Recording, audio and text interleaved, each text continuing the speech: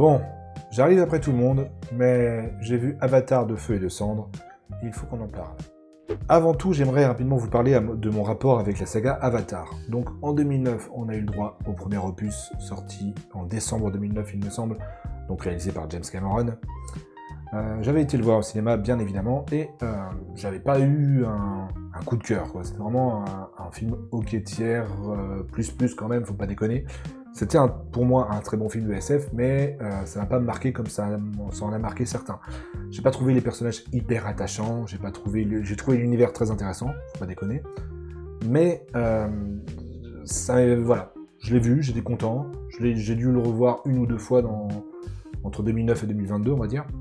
Mais voilà, c'était pas le film de l'année pour moi en 2009, parce qu'en 2009 il y a eu The Dark Knight, entre autres, hein, il y a rien que ça. J'ai pas d'autres exemples de films en 2009, mais voilà, pour moi c'était pas le film de l'année. Mais j'ai passé un bon moment devant, et ce qui m'a marqué, c'était pas le film, mais c'est toute la technologie qui a été utilisée autour. Par exemple, rien que la motion capture, en fait la motion capture était hyper propre. Pour l'époque, c'était quand même un petit quelque chose quand même. Et bien sûr, la technologie qui a été utilisée et qui a été ensuite bombardée pendant toutes les années 2010 dans nos cinémas, je veux bien évidemment parler de la 3D. La 3D d'Avatar était hyper propre. Parce que Avatar a été pensé comme un film en 3D, les plans ont été pensés pour la 3D, la profondeur de champ, plein de trucs ont été pensés pour la 3D. Contrairement à de nombreux films par la suite qui ont essayé de surfer sur le succès d'Avatar et la hype de la 3D, qui eux ont été tournés en 2D, et après, en post-prod, ont été convertis en 3D, ce qui rendait une 3D un peu dégueulasse, un peu plate, un peu moche. Certains films, enfin, c'est pas tout le monde, parce que certains films, eux, s'en sont plutôt bien sortis au niveau de la 3D, mais Avatar m'a marqué comme film étant le premier en 3D, en tout cas avec la technologie 3D qu'on connaît actuellement. Et donc voilà. Voilà, à part ça, c'est pas un film qui m'a beaucoup marqué en fait. Donc quand James Cameron a annoncé qu'il allait en faire 5, j'étais en mode ok monsieur, pas de problème, on va attendre. Et donc on a attendu parce que en 2022, décembre 2022, Avatar, la voix de l'eau est sorti, et j'ai pas été le voir au cinéma. J'ai pas été le voir au cinéma parce que, par rapport à ce que je viens de dire en fait. Vu qu'Avatar 1 m'avait pas marqué plus que ça, m'avait pas transcendé, c'était pas le film qui m'avait waouh, et ben Avatar 2, j'étais en mode bof, j'ai pas envie d'aller le voir au cinéma, je regarderai en VOD quand il sortira en VOD. Je l'ai regardé en VOD en 2025. Donc autant vous dire que je suis passé à côté de la hype de Avatar, la voix de l'eau, vraiment. Mais voilà, pour un avis rapide sur ce film, c'est mon préféré. J'ai préféré ce film à Avatar premier du nom. Il y a plus de développement de personnages, il y a plus de développement de l'univers global, on découvre plus de Pandora. En fait, on quitte cette forêt pour aller voir ailleurs, pour aller voir autre chose, pour voir qu'il y a plein de choses différentes. Il y a beaucoup de personnages, c'est peut-être un des défauts du film, il y a trop de personnages à mon sens. Et le défaut du film, c'est qu'il est sorti en 2022 par rapport au premier qui est sorti en 2009. Donc il fallait se remettre dedans. Le début est très... Enfin, pour moi, en tout cas de mon côté, le début était très laborieux parce qu'il fallait se remettre dedans en fait. Mais j'ai passé un très bon moment devant la voix de l'eau, et j'avais juste une hâte en fait, c'est de voir la suite, tout simplement. Et donc la suite, on l'a eu cette année en 2025, Avatar de feu et de cendres. Et donc, on va en parler rapidement. On va commencer par les défauts. Allez. Les défauts. D'habitude, je commence par les qualités en général, mais là, c'est que j'ai beaucoup plus de choses à dire sur les défauts que sur les qualités. Alors, le film, on peut le diviser en deux parties, on va dire. Il y a la première heure et demie, et après, il y a la suite. La première heure et demie, j'ai passé un excellent moment, on en parlera dans les qualités, mais l'ajout du peuple des cendres, tout ça, il y a plein de trucs bien dans la première partie, et là, on va s'intéresser à la seconde partie, qui est une redite, un copier-coller, vraiment, de la trame narrative du 2. Tout le monde le dit, hein, personne n'exagère, c'est vraiment ceux qui trouvent que c'est pas un copier-coller du 2, je ne vous comprends pas les gars. On a le même déroulé. Les humains qui vont à la chasse au Tulkun, les humains qui attaquent le peuple de l'eau, le combat se passe devant l'endroit où le peuple de l'eau vit, tous les navis se rassemblent autour de Jack Sully, j'ai oublié le nom, son rang, enfin bref, j'ai oublié, décidément. Là, ils attaquent, il y a un gros bateau, l'attaque se passe sur le bateau, oh là là, les enfants de Jack ont été capturés, comment faire? Spider et puis Took ont été capturés, oh aïe aïe. Bon, voilà, ils sont libérés, bref, il y a un affrontement entre Quaritch et Jack. À la fin, c'est un statu quo, personne n'a gagné, personne n'a perdu. Et puis, à dans 3 ans pour la suite. Globalement, c'est ça. J'exagère un tout petit peu, mais c'est ça, vraiment. Et il se trouve que c'est relativement dommage. Vraiment, c'est dommage de fou. En termes de défauts également, narrative en tout cas. Tout a été remis à zéro, on a l'impression. Tout ce qui a été traité dans le 2, en termes de conflit, bah là, on se retrouve encore au point de départ, j'ai l'impression. Les Tulkun avec... attendez, j'ai noté son nom dans mes notes. Avec Payakan. Payakan, dans le 2, était un renégat, était exclu du clan. Et donc là, à la fin du 2, c'était plus ou moins acquis qu'il allait le pardonner, enfin que ça allait bien se passer. Dans le 3, il est renégat en fait. Kiri, ça va. Kiri, on va en parler dans les qualités, je vais plus la mettre dans les qualités. Took, ça va. Spider, ça va. Jack, il y a une petite avancée de développement de personnage, mais moi, personnellement, je le trouve insupportable. Jack Sully, je le trouve insupportable. Dans le 2 et dans le 3, il est insupportable. Vraiment, c'est relativement dommage.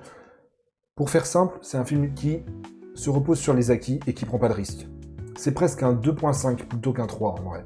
Donc, moi, je trouve ça dommage. Je trouve ça vraiment dommage parce que c'est un film que j'ai beaucoup aimé, mais j'ai levé les yeux au ciel et j'ai soufflé au moins 2-3 fois dans cette deuxième partie parce que j'étais en mode... Encore, quand j'ai vu que Spider se faisait capturer, pareil, il avait le même genre de discussion qu'il a eu avec Quaritch, son père donc. Quand j'ai vu que Took, elle était encore capturée, je me dis, oh putain, faites chier. Les mêmes scènes d'infiltration dans le gros bateau pour libérer les enfants. Enfin bref, il y a des redites, j'étais en mode, c'est dommage, c'est vraiment dommage. Il y a un manque de prise de risque et un manque de développement du peuple des cendres.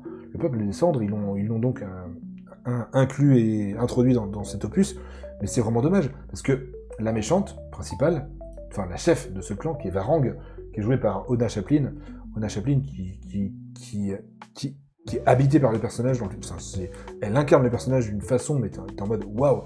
Et je trouve que ce personnage est pas assez développé, le clan en lui-même est pas assez développé. De toute façon, ce personnage, à partir de la deuxième partie du film, là où il y a toutes les répétitions du 2 et tout, elle est mise au second plan. Vraiment, dans ce film, toute la première partie, elle est excellente, elle est mise en avant, elle est un peu développée, et après, hop, il y a Quaritch, tu restes derrière. Et c'est dommage, c'est dommage, c'est vraiment dommage. D'ailleurs, en parlant de Quaritch, à mon sens, en fait, ce qui aurait été génial pour ce film, c'est Quaritch, il est sauvé par Spider, à la fin du 2, ok, on le met de côté. On sait qu'il est encore en vie. Et là, tu te concentres sur Varang et le peuple des cendres pour cet opus. Et tu fais un conflit, une guerre civile entre navis, en fait. Tu te concentres là-dessus, tu laisses les humains de côté juste pour un opus. À la limite, tu conclus un peu l'arc avec les Tulkun et puis les chasseurs de Tulkun. Voilà, à la limite. Au pire. Mais tu te concentres sur un conflit navi, et puis voilà. Le film aurait vraiment gagné à faire ça et à laisser les humains de côté, à laisser Quaritch de côté, juste pour un opus. T'as 2 autres films derrière pour développer le personnage et puis pour conclure son arc. C'est dommage. C'est vraiment dommage. Donc ça a un peu gâché mon expérience du film et c'est regrettable, vraiment, parce que c'est un film que j'ai beaucoup aimé. J'ai un peu le cul entre 2 chaises, en fait. Cette sensation de j'aime le film, mais je suis un peu dégoûté, en fait. Voilà, c'est dommage. Allez, on va passer aux qualités pour nous redonner un peu le sourire, quand même. Les qualités, donc. Les qualités, on va pas y aller par 4 chemins. Le film est beau. Le film est putain de beau. J'ai été vraiment impressionné par la motion capture, encore une fois, mais même sensation que pour le 1. Parce que là, ça a été poussé à son paroxysme déjà, parce que bon, il réutilise évidemment la motion capture dans l'eau, ce qu'il avait développé pour le 2e film. Mais là, en termes de texture de peau, j'ai vu des trucs, enfin, il y a des fois on voit les veines, des fois on voit les je sais pas comment, enfin, bref, les cartilages, je sais plus comment ça s'appelle, mais tu vois des parties dans le coup, enfin c'est ça qui m'a marqué, je sais pas, je fais une fixation sur le coup, je sais plus de quel personnage, c'est peut-être de Neytiri, je sais plus, mais il y a des détails dans la peau, des navis, dans le rendu global qui m'a bluffé, vraiment, qui m'a vraiment bluffé. En termes de qualité également, il y a le développement de certains personnages. Je l'ai mentionné rapidement, mais Varang, dans la première partie du film, est hyper intéressante. Tu sens pourquoi elle est comme ça. Ils en parlent un peu, c'est mentionné. On voit l'endroit où ils habitent, qui est vraiment, en termes de design, qui est hyper sympa. T'as des idées de mise en scène, notamment par rapport à Varang, justement, qui prend une sorte de drogue hallucinogène un peu, je sais pas trop ce que c'est, puis là, la 3D, elle est géniale sur ce moment. En termes de personnages bien développés, il y a également Spider qui a un petit gap en avant, un petit gap, hein, je vais pas le spoiler, mais il y a quelque chose qui se passe qui fait que ils ont enlevé un truc handicapant du personnage. Ils se sont dit c'est chiant, on va l'enlever. Mais globalement, du coup, ça sert le développement du personnage. Loak est un peu développé, réussit quand même à avoir un point final à son arc narratif. Took, elle sert à rien, à part se faire capturer, malheureusement. Kiri, elle, pareil, elle a un développement, on en sait plus sur elle, on sait pas trop où elle va aller, mais on en sait plus sur elle et c'est vraiment intéressant. Et Quaritch, du coup, il commence à mettre des petites graines à droite à gauche sur le futur du personnage. Je vais pas spoiler, ça va spoiler un tout petit peu, attention, mais je vais pas aller dans les détails, mais il y a plusieurs moments où Jack et Quaritch sont obligés de coopérer pour affronter une menace. Et tu sens qu'il y a du doute qui est mis en place du côté de Quaritch. Tu sens que, à l'avenir, il va virer le camp. Et il va peut-être faire une rédemption, peut-être se sacrifier au dernier moment. Enfin bref, le parcours classique du méchant avec un parcours rédempteur à la fin. Enfin bref, il y a des trucs intéressants. Mais à part ça, c'est tout, en fait. Si, le rythme du film. Il faut mentionner quand même le rythme du film. Le film dure 3h15. Et James Cameron, il a ce truc qu'il arrive à gérer le rythme dans ses films, parce que moi, personnellement, les 3h15, je ne les ai pas vus passer. Alors, j'ai été un peu saoulé dans la deuxième partie du film, je l'ai dit précédemment, mais globalement, j'ai passé un très bon moment, et donc je l'ai vu au cinéma, et j'ai vu aussi, du coup, cette technologie qui a été mise en place par James Cameron dans le 2, à partir du 2, c'est la variation d'image d'une scène à une autre. Dans le 2, les scènes d'action étaient filmées en 48 images secondes. Et là, il a fait pareil. Et en vrai, ça marche bien. J'ai beaucoup aimé, ça accentue le réalisme des scènes, la lisibilité de certaines scènes également. Ça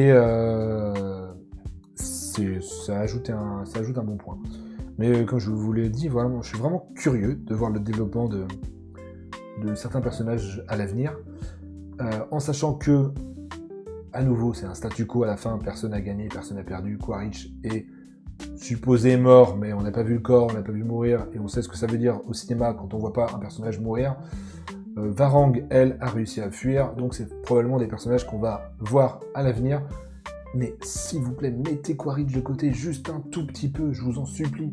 Il y a l'air d'avoir tellement de choses intéressantes à dire sur Pandora et sur l'environnement de Pandora que mettre de côté un tout petit peu les humains serait hyper intéressant, je trouve, même si ce côté guerre économique, conflit économique, conflit environnemental, parce qu'évidemment, il y a le côté environnement qui est mis de côté, qui est mis en avant. Il y a le côté il y a la notion d'adoption qui est mise en place, enfin qui est traitée également. L'appartenance à une famille, à une tribu. Et tout ça, c'est abordé, mais c'est des thèmes qui sont abordés dans le 2, c'est des thèmes qui sont abordés dans le 1 également. Donc c'est des thèmes qui sont assez récurrents et ça va pas plus loin malheureusement, je trouve. À savoir également, petite anecdote, La Voix de l'eau et de Feu et de Cendre étaient prévus initialement comme un seul et gros film Les studios partaient là-dessus, James Cameron a dit non, James Cameron a mis la pression, et les studios ont dit « Ok, on se divise ça en 2 films ». Mais je sais pas si c'était vraiment nécessaire. Parce que vraiment, De Feu et de Cendres, c'est, pour moi, j'ai mentionné, mais c'est un film qui prend pas de risque. C'est presque un Avatar 2.5 en fait. Pour moi, ça mérite pas, ça a pas mérité un opus à part entière. Donc voilà, c'est un film qui a des défauts, mais c'est un film que j'aime beaucoup quand même. Parce que bon, si je dois faire un classement des 3 films, pour moi, ça fait La Voix de l'eau en premier, De Feu et de Cendres ensuite, et Avatar, premier du nom, en 3e position. Donc à voir où ça va aller à l'avenir. Est-ce que Disney va valider la production du 4 et du 5? Est-ce que ça va s'arrêter là? Je ne sais pas. Il y a peu de chances que ça s'arrête là, je vais être honnête. Mais dans un monde où ça s'arrête là, ce serait relativement dommage, parce que ça laisse en suspens beaucoup de choses. Vraiment, ça me ferait vraiment chier que ça s'arrête ici. Mais je suis quand même un peu refroidi pour le 4. En vue du 3, je suis un peu refroidi. Parce que quand j'ai vu le 2, parce que le 2, je l'ai vu après avoir vu la bande-annonce du 3. Voilà, pour vous dire. Quand j'ai vu le 2, et que j'ai vu plus ou moins dans quelle direction le 3 voulait aller, j'étais en mode, j'espère que ça va pas faire genre, les humains attaquent le peuple des cendres, tout le monde s'allie autour de Jake, grosse bataille, les humains perdent, Quaritch, je reviendrai, hop, il s'en va. Et voilà, c'était ma crainte, et c'est presque ce qui s'est passé en fait. Donc à voir pour la suite ce qu'il nous prépare. Je suis vraiment curieux, même si j'ai des grosses craintes, mais je suis curieux. Donc voilà, pour mon avis rapide d'Avatar, de Feu et de Cendres. J'espère que ça vous a plu. On se retrouve rapidement pour de nouvelles vidéos, surtout cette semaine, la semaine de Noël. Vous allez avoir plein de vidéos entre le top 2025, entre le flop 2025, entre mes attentes de 2026 et la suite de la plus grande tier list des licences avec Tempo. Vous allez en avoir des vidéos. J'espère que ça va vous plaire, et j'espère que voilà. Je ne peux pas en dire plus. Merci à tous, et on se retrouve rapidement pour la suite. Salut, salut.